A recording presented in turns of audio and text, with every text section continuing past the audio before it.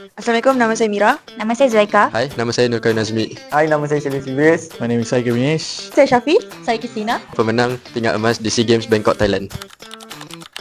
Cabaran paling besar letakkan fokus saya sebagai atlet semasa saya bertanding. Said I don't have enough time to study in time for my exams. Adalah kami ingin merebut pingat emas dari pihak lawan iaitu Thailand.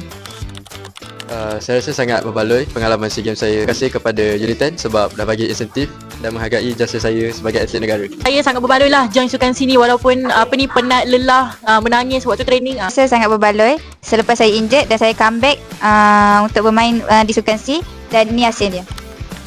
Untuk student-student dan juga yang ingin jadi atlet negara, saya bagi fully support untuk korang ceburi bidang sukan. Nasihat saya kepada atlet-atlet di luar sana, teruskan usaha, jangan pernah cepat give up. One thing I would like to advise you guys is just keep trying, don't ever give up. Nasihat saya kepada future atlet, kalau ada peluang untuk sambung belajar, sambunglah untuk backup plan kita. Jangan pernah rasa ada dekat satu tempat yang selesa. UNITEN sparks the genius in you.